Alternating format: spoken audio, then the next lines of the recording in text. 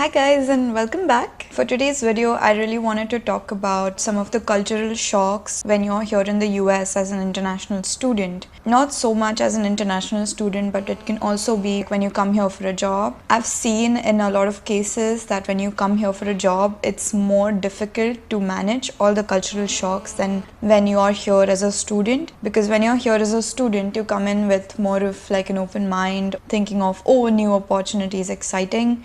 But when you come here for like work, you know a certain way of doing things, and so it can be hard to break that cycle of what you know and then what this world wants you to know and wants you to adapt, if that makes sense. This video is for anybody who would like to know more about basic culture shocks when you're here in the US. Knowing some of the cultural shocks is really important in my opinion, because you have at least some kind of an idea of what kind of a life you're going to live here.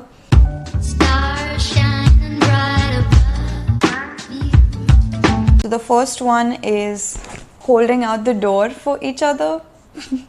It's kind of funny because it's a small thing to do, but like the first time we were here, I was just walking. I was like 10 feet away from the door and this guy like opens the door for me and I was like, that's kind of weird. Obviously, I realized that it's really normal here and that everybody holds out the door for everybody. So people here think that it's really rude to not hold the door for somebody. So talking to strangers is a funny one as well. I remember like one time I was just walking down and there was this guy like just picking up garbage and he's like, good morning, have a good day. And then it didn't register to me that he had just talked to me.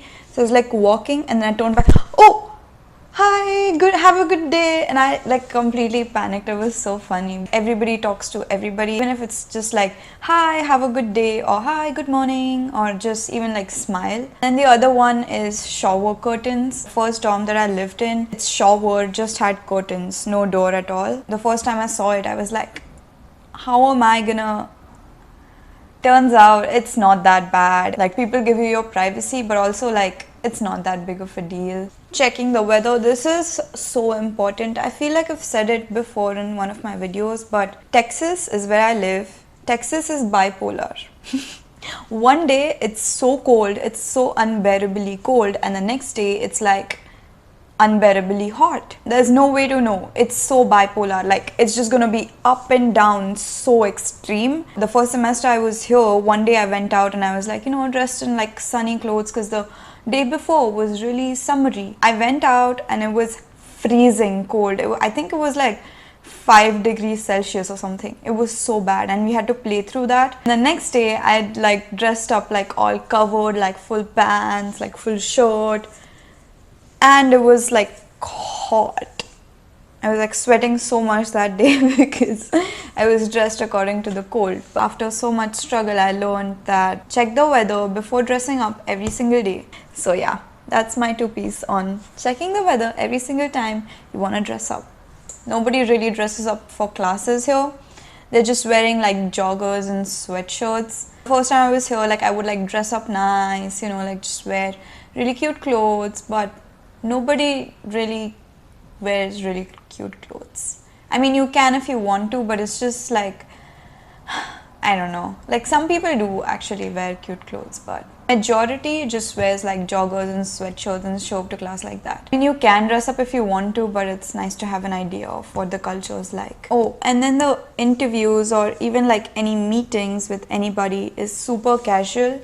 Even if it's like with your professors, it's going to be like super casual. Yeah, the interviews are like really casual and you can just be really open and free about how you feel, I guess. I think that's kind of nice actually, because when you go in for an interview you feel more open and you can like talk your heart kind of. About friends, I know like sometimes you're like inclined to make more friends that are Indian. I feel like you should be like trying to make like diverse set of friends, like making friends from everywhere. Colleges have a huge group of international students, so making friends there. I understand that like it's comfort levels to have an Indian friend group. Definitely should have that, but also trying to make friends around is a good practice.